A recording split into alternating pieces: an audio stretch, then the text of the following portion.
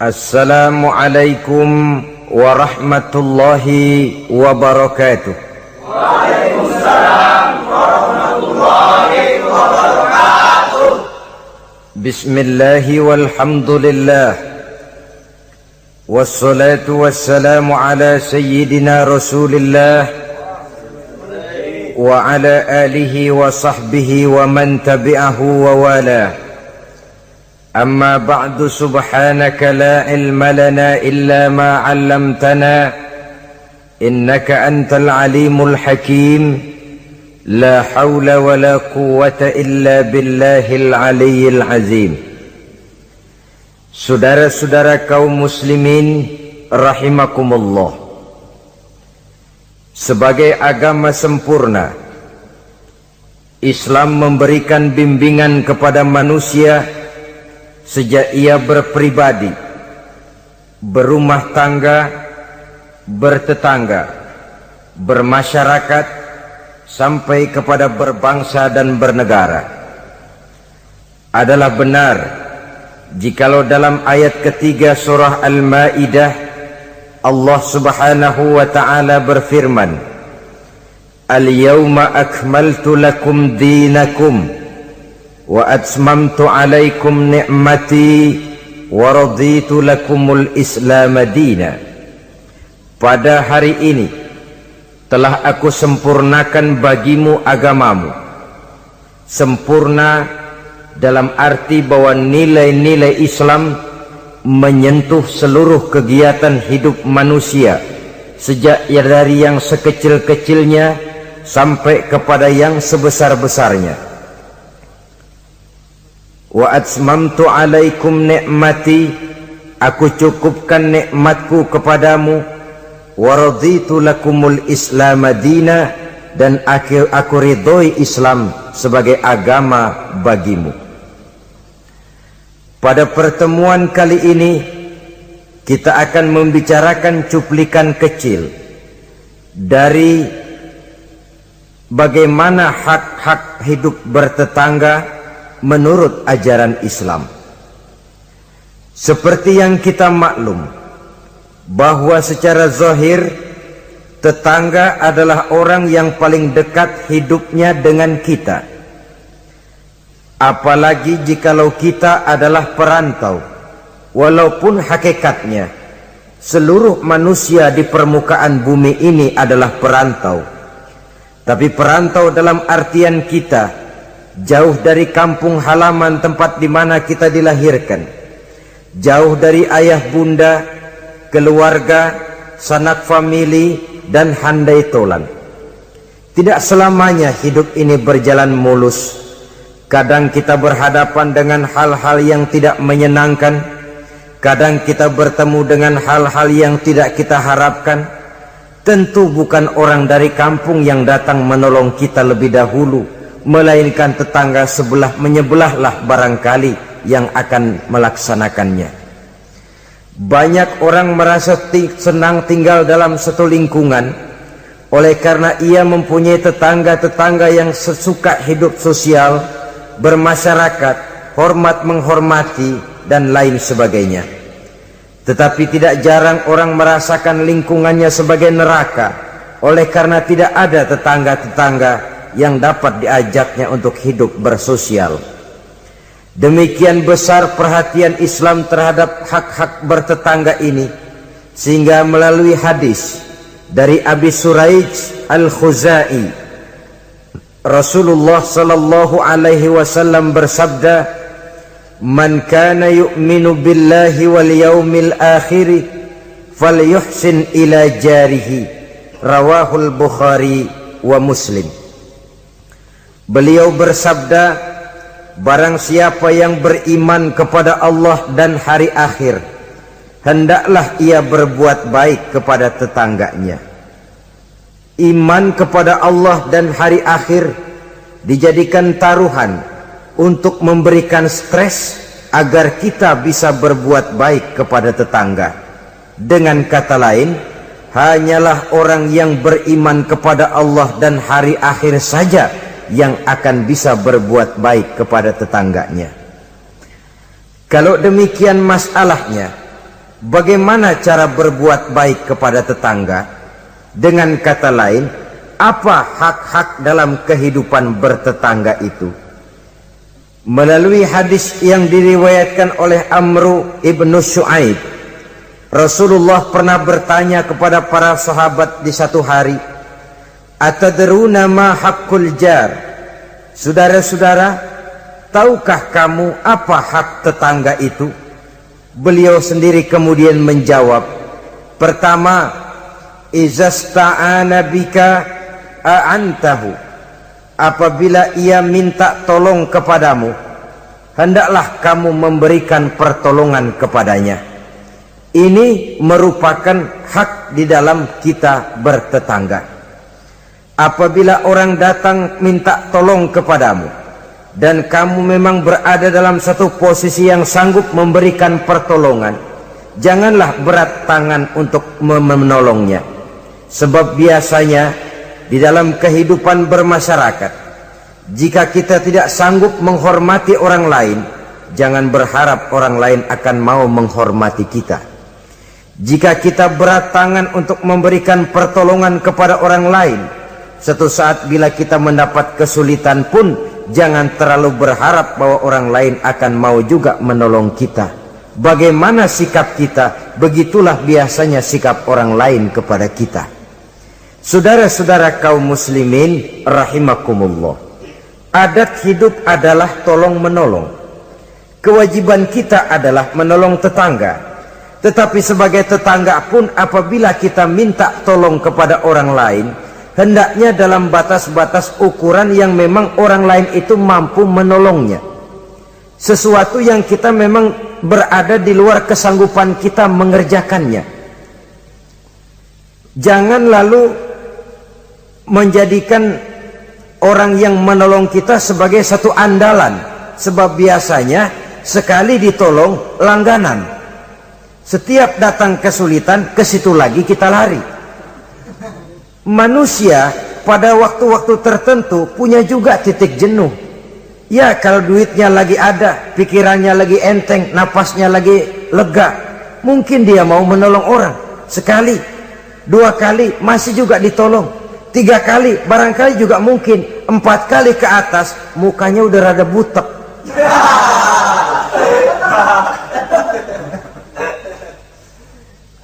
Saudara-saudara, oleh karenanya, walaupun adat hidup adalah memang tolong menolong, tolong menolong itu artinya kan take and give, saling memberi, saling menerima. Ada saatnya kita memberi, ada saatnya juga kita menerima.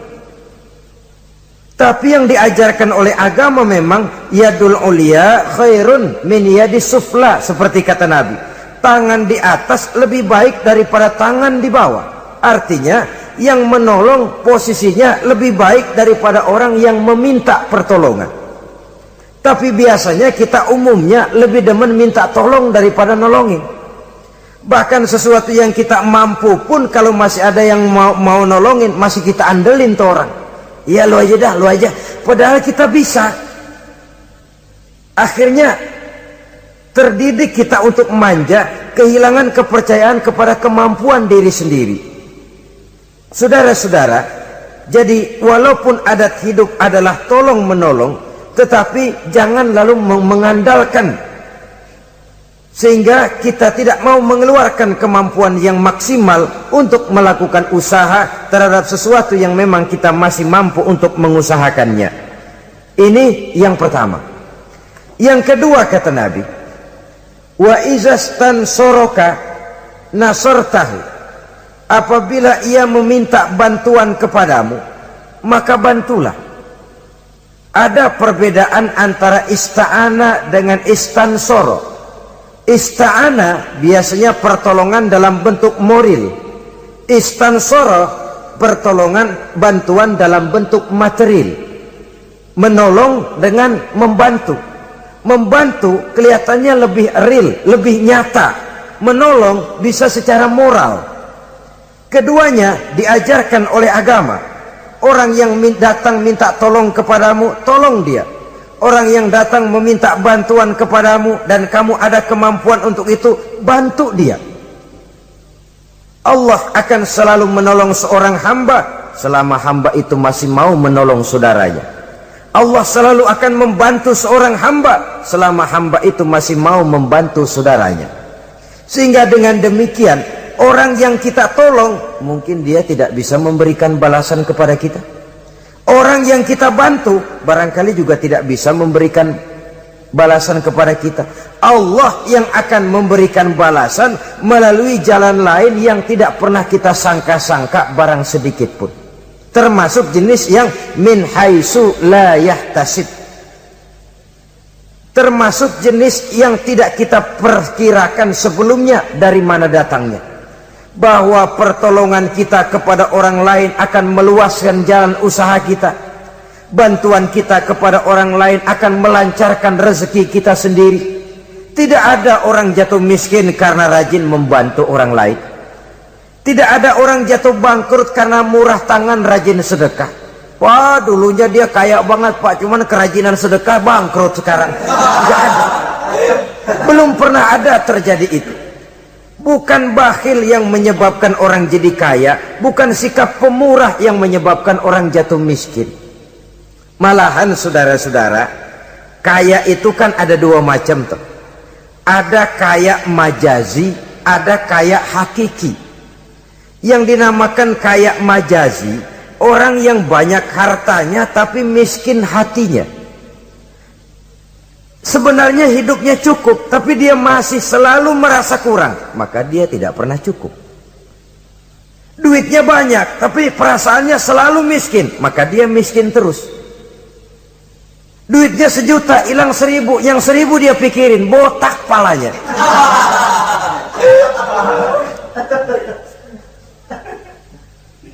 Harta dia cukup, hati dia miskin. Itu yang disebut kaya majazi. Cuma kaya dalam arti kulit luarnya saja. Bahkan kadang-kadang dia sendiri tidak bisa menikmati kekayaannya. Jangankan orang lain, dirinya sendiri tidak bisa menikmati kekayaannya. Konon lagi akan memberikan bantuan kepada orang lain. Duitnya banyak, nah saban sehari makan sama pala gesek mulu.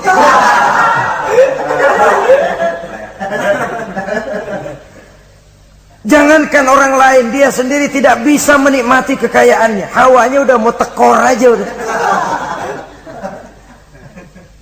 Saudara-saudara, lah yang dinamakan kaya hakiki, orang yang kaya hatinya.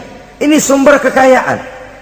Kalau dalam suasana keadaan hidup yang sekarang ini kita sudah merasa kaya, alhamdulillah, inilah yang diberikan Allah kepada kita. Miskin saya? Enggak, di bawah saya masih banyak orang yang lebih miskin lagi. Susah saya? Tidak, di bawah saya masih banyak orang yang lebih susah dari saya.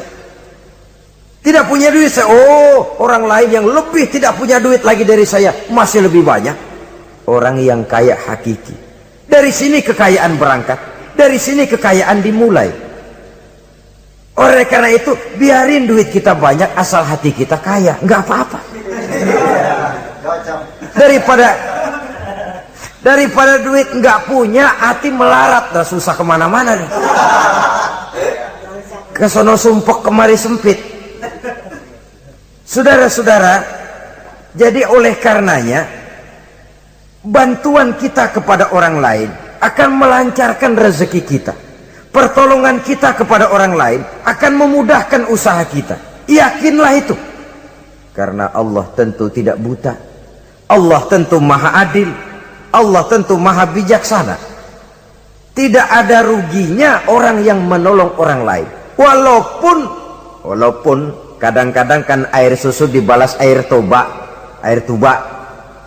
Kadang-kadang ada istilah, gua nolongin anjing kejepit. Susah ditolongin, begitu senang nginjek. Kadang-kadang tahu begitu. Itu perasaan manusiawi kita sebenarnya. Perasaan manusiawi kita. Tapi sesungguhnya walaupun kebaikan kita dibalasnya dengan kejahatan, Allah kan tidak buta. Allah kan adil. Akan datang kebaikan-kebaikan dari arah lain meliputi kehidupan kita. Karena itu jangan pernah menyesal untuk berbuat baik. Jangan pernah menyesal untuk berbuat baik. Saudara-saudara kaum muslimin rahimakumullah. Jadi yang kedua, apabila dia meminta bantuan kepadamu, bantu. Andai kata belum bisa, ya dengan kata-kata. Kata-kata itu juga sudah meringankan kesulitan orang. Kadang-kadang sudah membantu enggak, ngomong enggak enak lagi. Ini namanya orang udah jatuh kita tibanin ember.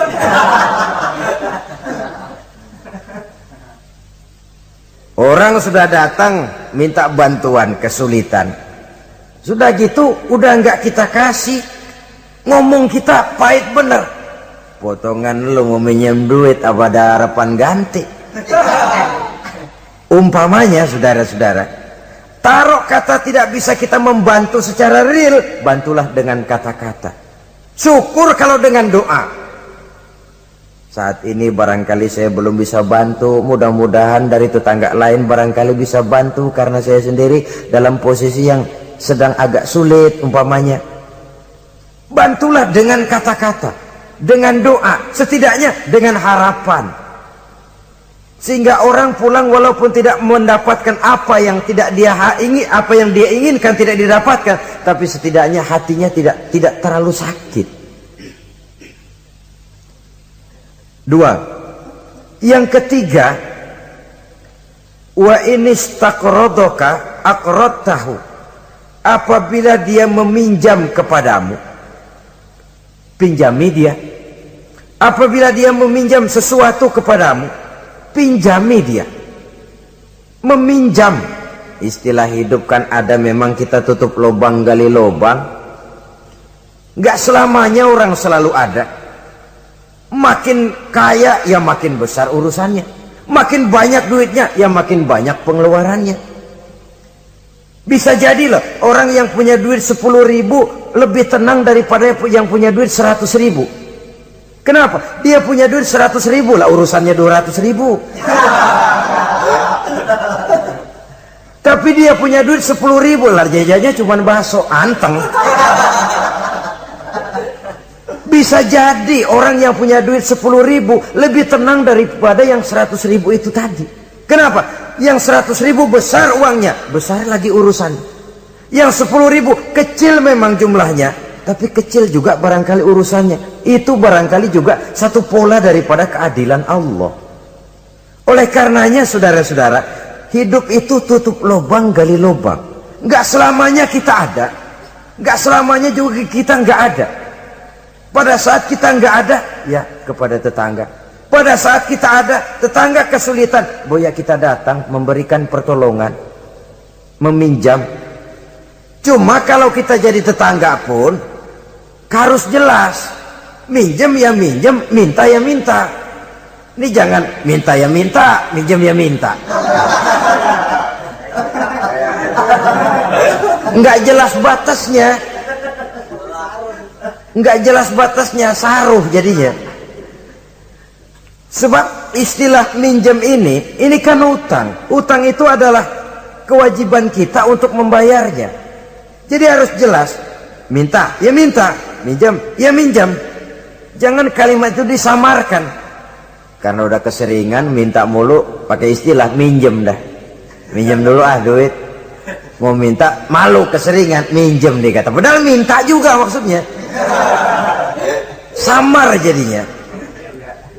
Dia juga apabila dia meminjam sesuatu kepadamu, pinjami dia. Saudara-saudara, ya tentu tidak hanya dalam bentuk uang, dalam bentuk hal-hal yang memang wajar dalam bertetangga, pinjam meminjam. Teriskaan umpamanya tuh, lalu pisau, apa gunting, apa-apa. Tapi tentu terbatas kepada jangan yang milik-milik pribadi pinjam meminjam istri umpamanya. Itu tentu malah mal'un, terlaknat dalam agama itu. Tidak ada umpamanya ini gue lagi halangannya gue pakai dulu lah punya dong.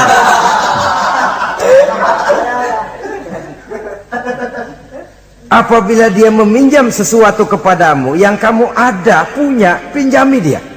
Sebab satu saat pun pasti akan terjadi di mana kita juga bisa minjam kepada orang lain. Dengan demikian akan terjadi saling pengertian.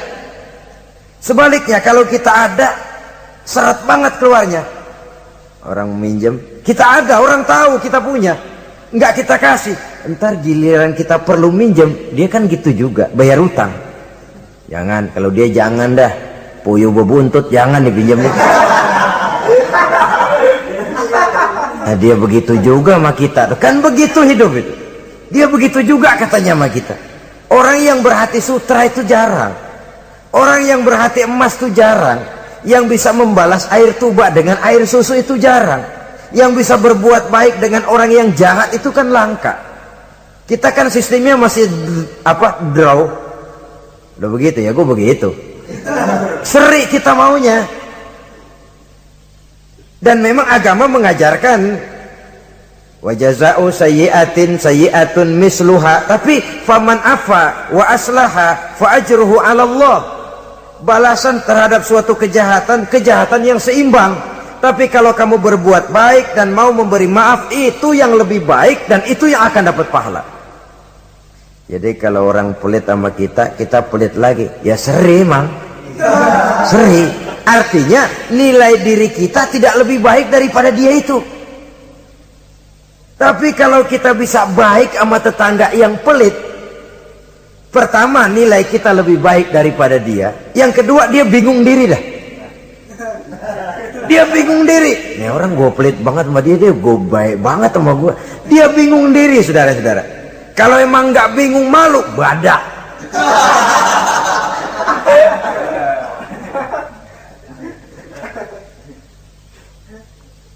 Berbuat baik kepada orang yang tidak baik kepada kita. Bersilaturahmi dengan orang yang marah sama kita. Wah, itu ajaran terpuji sekali. Memberi orang yang mencegah kita. Bersilaturahmi dengan orang yang memutuskan hubungan dengan kita. Kita sih tahu dia marah banget sama kita, cuman kita pura-pura nggak tahu aja. Kita anggap dia nggak marah sama kita. Ketemu tetap, assalamualaikum, mau kemana? Perkara dia mau nyaut apa enggak itu bukan soal, tapi kita sudah menunjukkan nilai bahwa kita lebih baik dari dia. Aku nanya kok sama kau, aku lebih baik dari kau. Tapi itu jangan lalu timbul. Jangan lalu timbul perasaan tuh kan, gua kan, tuh ya. Jangan. Dengan berbuat itu kita hanya ingin membuktikan bahwa kita tidak sama kok dengan dia. Dia boleh marah sama saya, tapi saya nggak bisa marah sama dia. Dia boleh pelit sama saya, tapi saya nggak bisa kok pelit sama dia seperti dia pelit kepada saya. Dia boleh memutuskan silaturahmi dengan saya, tapi saya nggak bisa kok begitu. Dengan begitu kita sudah menunjukkan satu posisi bahwa kita lebih baik daripada dia. Tapi kan langka yang begitu. Umumnya yang enak kan draw, tos-tosan. Saudara-saudara kaum muslimin, jadi izas takrodoka akrotahu. Apabila ia meminjam sesuatu kepadamu dan kamu ada kemampuan, ada yang akan kamu pinjami, pinjamkan dia. Apalagi kalau kita merasa bahwa yang meminjam ini dalam satu posisi yang memang dia rasanya sulit untuk mengganti. Lebih baik sudah diniatkan sedekah saja, diikhlasan. Sudahlah bu, nggak usah pinjam, saya bantu saja. Daripada nanti jadi beban lagi, sudah saya ikhlaskan, saya bantu. Itu yang lebih istimewa. Tapi saya katakan tadi, kalau tidak ada kesadaran bahwa rezeki adalah amanah Allah, bahwa harta adalah titipan Allah, apa sih yang kita punya? Seperti kita lahir ke dunia, begitulah kita akan masuk ke liang kubur. Cuma kelebihannya kain putih saja. Selebihnya tidak ada lagi. Sebagaimana kita lahir ke alam dunia ini, begitulah kita akan meninggalkan alam dunia ini. Jadi yang kita jaga kukuh-kukuh, yang kita bentengi, yang kita bakhil karenanya, sedikit pun tidak akan pernah kita bawa. Kecuali kalau dia, saya katakan tadi, kita infakkan di jalan yang diridhoi Allah, termasuk menolong orang. Ada juga lagi nih, minjemin tapi nyakitin. Rentenir namanya. Pakai perjanjian, minjam 10 pulang 15. Itu sama juga nyekek leher. Karena itu rentenir sangat dicela dalam ajaran agama. Mencari orang-orang susah, menolong, tapi di belakang menolong menjerat, sehingga utangnya itu lalu beranak. Giliran nggak mampu aja, tanah orang digetet. Mungkin nggak mampu, rumahnya ditarik. Habis dah. Saudara-saudara kaum muslimin, akhirnya yang melarat semakin bertambah kemelaratannya. Itu yang keempat. Maksud saya yang ketiga. Yang keempat, saudara-saudara, wa iniftaqara utta alaihi. Apabila dia miskin, maksud miskin di sini kesusahan. Utta alaihi, tengokin orang yang kesusahan. Saudara-saudara, ini bahkan yang dicontohkan lebih diutamakan oleh Nabi. Kalau orang susah yang sakit, lebih diutamakan untuk ditengokin. Kenapa? Udah jelas langka yang nengokin, langka yang nolongin. Mau berobat susah, ke dokter juga sulit. Tapi kalau orang kaya sakit, dokter dia bisa telepon, apotek dia bisa telepon. Nggak ada duit, dia bisa bayar pakai kredit card. Orang miskin sakit, boro-boro manggil dokter. Kadang-kadang mantri juga nggak mampu dia panggil. Sehingga dengan demikian apabila ia mendapat kesulitan, tengokin. Jangan berat langkah untuk menengoki orang yang memang mendapat kesulitan itu. Sebab kalau tidak, maka nanti pada suatu saat bila kita yang mendapat kesulitan, orang akan berat juga kakinya untuk nengoki kita. Kita biasanya kalau orang kayaan aja dikit dapat kesulitan, dok kayak besan yang nengokin dah. Yang mau setor muka, yang mau jilat macam-macam. Tapi kalau yang digubuk reot yang melarat itu mendapat kesulitan, yang lewat cuman melengos dong. Siano sakit ya? Iya, kesianan. Udah kesianan doang. Terus lewat. Terus lewat. Saudara-saudara kaum muslimin rahimakumullah. Yang kelima, wa iza marido uttahu. Apabila dia sakit, datanglah kamu, tengokin, hibur hatinya.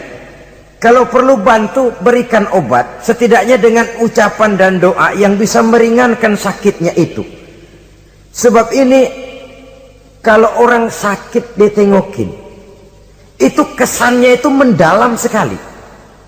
Bukankah itu Quraisy yang ngeludahi Nabi masuk Islam oleh karena pada waktu sakit dia, Nabi yang nengokin.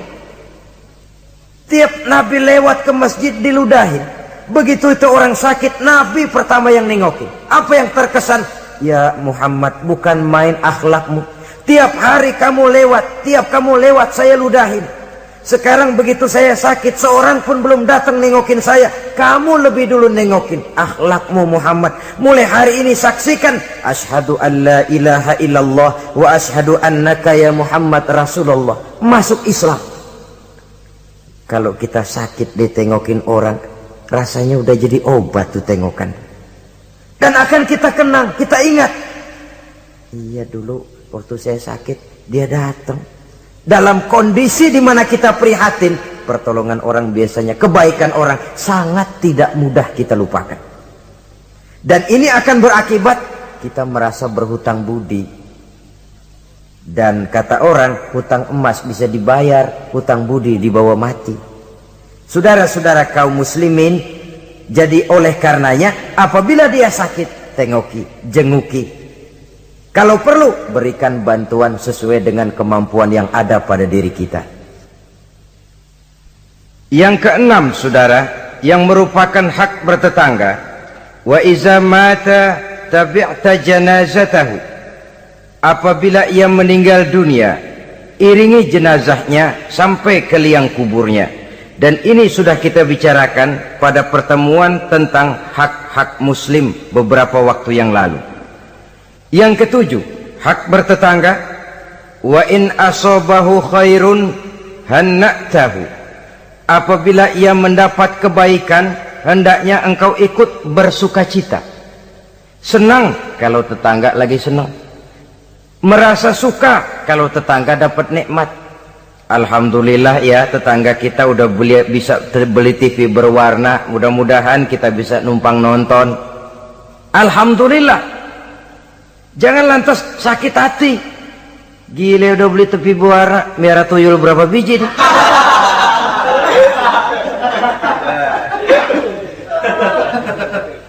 Sebab umumnya kan begitu, kalau kita ada orang selidikin dukunnya, kalau kita kebelangsak orang surakin. Islam mengajarkan in asobahu khairun hanna'tahu, kalau tetanggamu mendapat kebaikan hendaknya engkau ikut bertahniah, ikut bersukacita, ikut gembira, syukur alhamdulillah dia mampu, syukur dia bisa, syukur dia mampu. Dan itu memang berat. Kalau ini tidak ada, tidak kita miliki dalam diri, yang timbulkan hasud. Nah, hasud ini kata Nabi memakan amal seperti kayu api memakan kayu bakar. Hasud menyantap amal seseorang seperti api memakan kayu bakar. Kita sangka sembahyang kita udah cakep bener, tapi punya sifat hasud, maka nilai sholat kita itu bisa dimakan oleh sifat hasud tadi. Kita sangka puasa kita udah cakep banget, tapi hati berbulu hasud. Kalau orang Betawi bilang berak,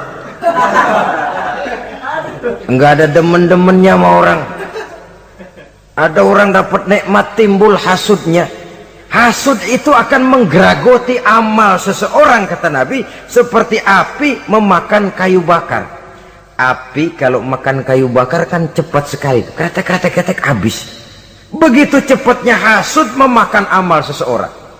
Jadi kita yang sudah rajin sholat, kita yang sudah tekun puasa, kita yang sudah rajin baca Quran, tahajud di waktu malam, jangan dulu lalai, jangan dulu sombong. Siapa tahu hati ini masih bersarang penyakit hasud, tidak senang melihat orang lain dapat nikmat, sempit hati kita melihat orang lain bahagia. Saudara-saudara kaum muslimin rahimakumullah, alangkah mulianya ajaran Islam. Tetanggamu dapat kebaikan, kau ikutlah bersukacita, kau ikutlah gembira, kau ikutlah bahagia. Kenapa? Kita umat Islam, jangankan bertetangga kepada sesama muslim, kepada yang non muslim saja hak bertetangga itu ada, apalagi kepada yang sesama muslim. Satu badan, apabila yang satu sakit, yang lain akan ikut merasakan sakit. Sering dicontohkan, badan kita, saudara jalan tengah malam, asik jalan, jempol kesandung akar nangka, beletak. Kontan begitu ibu jari tersandung, darah keluar, mulut bilang aduh, pala ikut pusing, mata nangis. Nggak usah pakai nunggu undangan. Nggak ada ibu jari tersandung, mulut bilang sama mata, nangis lu, mata sakit nih.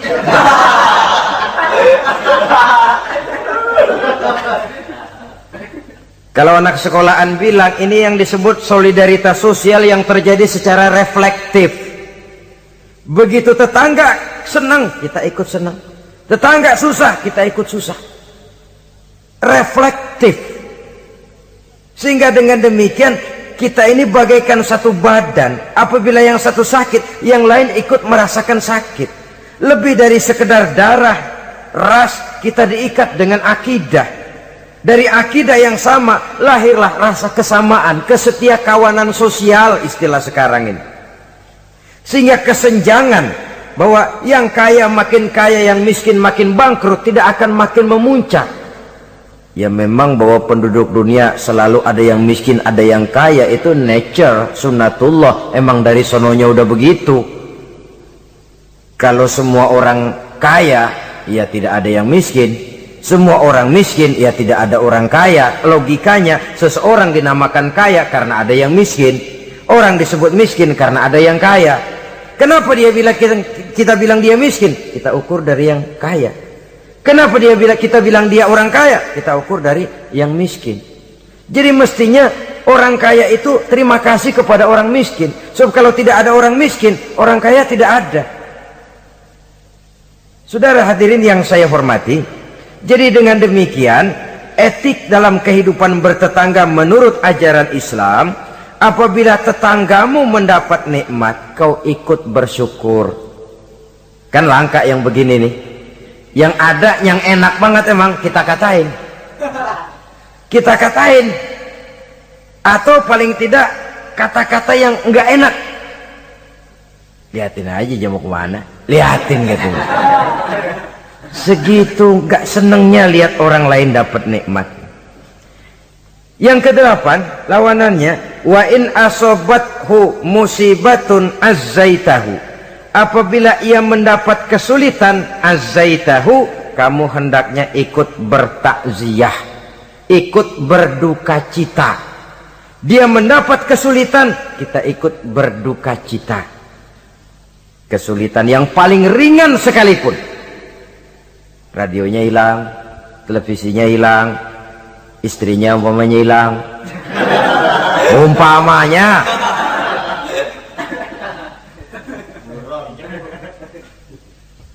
Kesulitan yang menimpa dia kita rasakan juga. Sebagaimana kalau kesulitan itu datang menimpa kita. Kan ukurannya begitu. Kalau saya kena begitu enak enggak ya? Enggak enak. Dia juga begitu, maka saya harus ikut seperasaan dengan dia. Ada kesetiakawanan itu. Tapi memang dalam kehidupan lebih mudah cari teman yang mau diajak ketawa daripada cari teman yang bisa diajak nangis. Sehingga kata seorang penyair, in zada mali kullun nasi khulani wa in qalla mali fala khillun yusahibuni. Kalau harta saya banyak, semua orang mau nemenin saya, tapi kalau saya jatuh miskin, kagak ada yang nongol. Kalau kita lagi basah nih, rezeki lagi lancar, yang tumben ketemu ngaku encing sama kita. Iya, lagu encing lu ini. Ketemu baru itu encing katanya. Tapi begitu kita bangkrut, melarat, bangpak, rusak, laler, gak nemplok.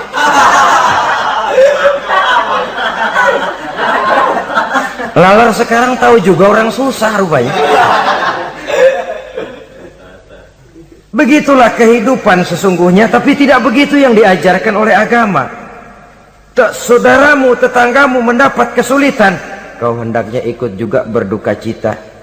Jangan senyum di atas penderitaan orang lain, jangan menari di bangkai orang lain, jangan tertawa di atas tangisan tetangga, jangan asal senang sendiri. Karena itu pernah dicontohkan, kebebasan kita hakikatnya dibatasi oleh kebebasan orang lain. Kebebasan mutlak tidak ada. Kalau saya beli radio, kalau saya berpikir menurut saya sendiri, radio gue, yang beli gue, pakai duit gue setel di rumah gue, sekeras-kerasnya, ada apa malu pada? Itu kan kalau menurut saya. Tapi tetangga sebelah saya kan juga mikirnya begitu. Mata gue, yang ngantuk gue tidur di kamar gue, ngapa suara radio lu masuk kemari?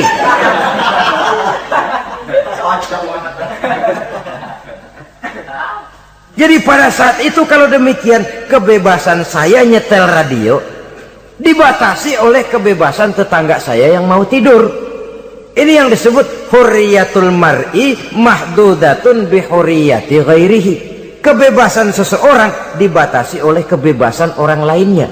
Kebebasan dalam arti mutlak sudah tidak ada hakikatnya. Betapapun saya senang wayang golek, senang bukan main. Tapi kalau sudah jam 3, tetangga saya sebelah mau tidur dengan aman tanpa perlu harus diganggu. Kalau begitu, cukuplah saya dengar saja karena saya senang. Tetangga saya belum tentu senang juga dengan wayang golek. Jangan cuma memperturutkan kesenangan. Oh pokoknya emang saya hobi banget wayang golek, masa bodoh jam 3 kayak setel habis dah, masih ayah nama gening udah.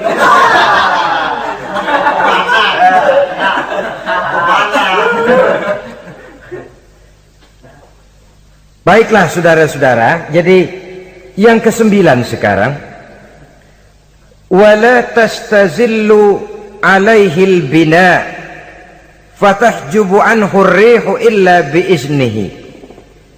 Jangan meninggikan, jangan melebihkan bangunan sehingga menutup jalan angin kecuali dengan izinnya. Nah, ini yang sering terjadi.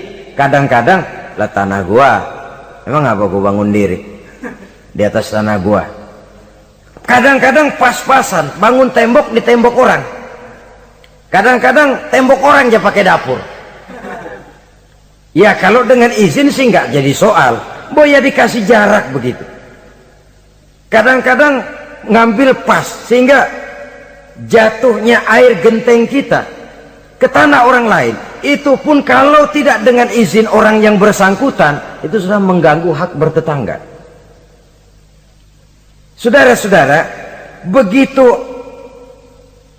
etisnya Islam melindungi hak-hak orang lain, sehingga jalan angin saja kalau orang lain jadi sumpah, itu sudah mengganggu etika bertetangga. Walaupun batas tanahnya memang itu, tapi boleh dikasih jarak setengah meter, apa 1 meter untuk lintas angin supaya ada sirkulasi udara dan lain sebagainya. Sehingga dengan demikian akan timbul saling pengertian. Dan kalau sudah ada saling timbul pengertian, maka kenikmatan bertetangga itu ada. Nah, lebih celaka lagi kalau nanti jor-jorannya jor-joran bangun-bangunan. Lo bangun 2 tingkat, gua 3 ntar. Yang sebelahnya 4, yang sebelahnya 6. Kalau sudah begitu, apalagi motifnya untuk menunjukkan bahwa saya lebih hebat dari tetangga sebelah, kita akan terjebak kepada alhaakumut takatsur hatta zurtumul maqabir. Lalai oleh karena berlomba memperbanyak itu saja. Kebanggaan materi, kebanggaan terhadap sesuatu yang kalau kita kembali menghadap Allah tidak akan pernah kita bawa. Itu yang kita agulkan. Kebun saya, mobil saya, tanah saya, pabrik saya. Tidakkah juga dia bertanya, kalau saya mati, apa yang akan saya bawa?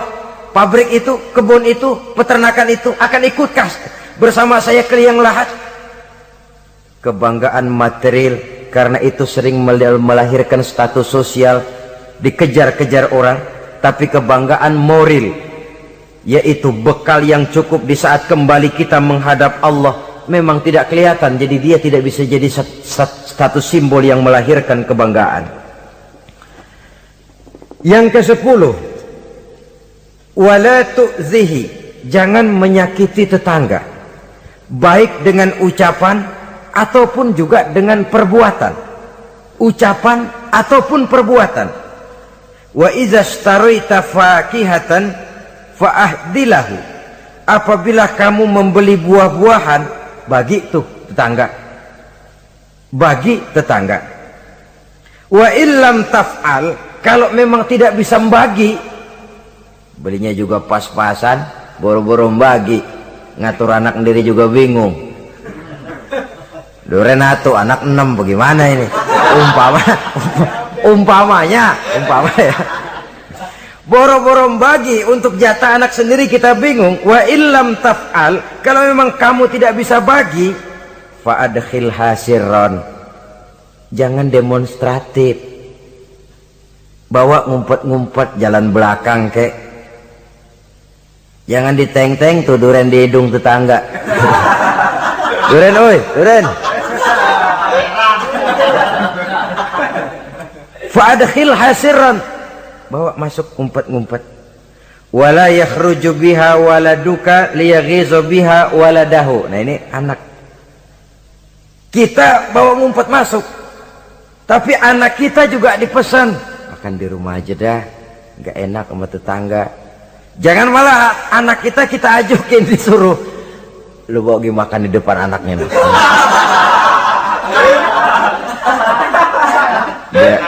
biar dia celam-celam gitu. Karena itu tentu akan menyakiti perasaannya. Apalagi kalau dia lihat, ya tetangga kita sih mungkin nggak minta, tapi etisnya kan begitu, etisnya. Loh, kok kayak hidup sendirian sih, bawa rambutan sekarung, sebelah kayak kebagian dikit, enggak, apa dimakan semua sekarung kan? Orang berpikir begitu. Dia mungkin nggak, jangankan minta, berharap pun enggak, tapi etisnya bertetangga itu. Kalau kau membeli buah-buahan, bagi tetanggamu, hadiahkan tetanggamu. Andai kata tidak bisa dilakukan itu, jangan demonstratif. Saudara-saudara, bukankah ini pada hakikatnya menjaga perasaan? Karena bertetangga itu peka sekali. Apalagi bagi kita yang tinggal di perkampungan dengan perumahan yang rapat, atau di komplek-komplek di mana persaingan kelihatannya dalam satu level itu begitu menyolok. Kadang-kadang status suaminya, pegawainya sama, golongannya sama, tapi sebelah punya kulkas, sebelah enggak, murug. Sebelah TV-nya berwarna, sebelah hitam putih, meriang. Sebelah beli motor, sebelah enggak, bengek. Sering terjadi hal semacam itu, menimbulkan psikosomatik. Itu sering diceritakan, dibakar oleh perasaannya sendiri. Tinggal lagi di komplek di mana kelangsungan kehidupan kelihatan betul sehari-hari. Sering terjadi, tangganya sebelah beli motor, yang sebelah meriang. Besokannya beli kulkas, dia bikin gawat, masuk rumah sakit. Di rumah sakit dengar tetangganya beli mobil, mati.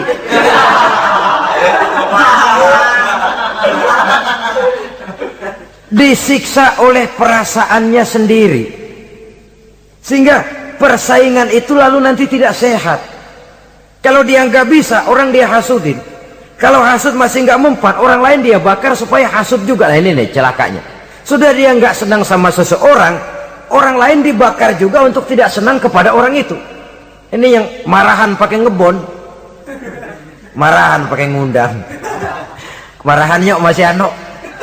Orang lah sudahlah dia sendiri nggak senang, orang lain diajak juga, dipengaruhi lagi supaya nggak senang sama orang itu. Nih dajalnya betul ini. Mestinya bahkan etisnya, kalau kita nggak senang kepada orang, cukup kita. Orang lain malah, oh dia baik kok, baik. Tapi kok kamu, ya saya cuma kebetulan, dia baik kok, silakan aja. Mestinya malah begitu. Ini yang terbalik tidak. Kita kalau sudah nggak senang sama orang, ngerambat. Udah, jangan deketin dia. Ajak lagi si ano, gosok lagi, gosok. Habis orang digosokin supaya nggak senang juga sama kita. Lah yang digosok kayak batu cincin lagi, mau aja.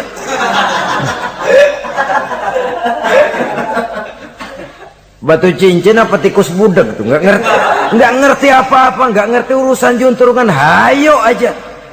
Saudara-saudara kaum muslimin, begitu perhatian Islam di dalam menjaga perasaan bertetangga, sampai dalam hal-hal yang kayak begini, jangan melukai perasaan orang.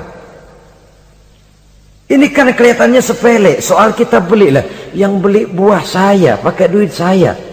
Iya, itu perasaan kita. Orang lain tetangga juga belum tentu minta kok, belum tentu juga kepengen. Tapi dari segi etisnya bertetangga, bahwa kita menghormati dia, ada perasaan itu. Yang ke-11, wala tu'zihi bikitari kidrika, jangan juga kamu menyakiti dia, tetanggamu, dengan bau masakanmu. Bau masakan ini yang dimaksud tentu tetangga sebelah kelaparan. Kita udah nggak membantuin ngirimin makanan, baunya doang kita kirimin. Tinggal dia celam-celam, beleweran, telir. Saudara-saudara, ini juga termasuk demonstratif. Nabi mengajarkan, iza tobakhta marokotan fa'aksir ma'aha wa ta'ahad jironaka. Apabila kamu bikin sayur, banyakin kuahnya, bagiin tetanggamu. Tapi jangan ditafsirkan mentah ini hadis.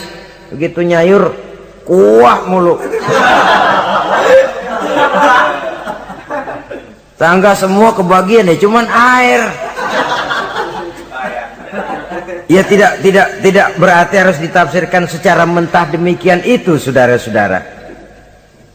Tapi ini ada kaitannya dengan yang ke-11 tadi, bahwa menjaga perasaan bertetangga.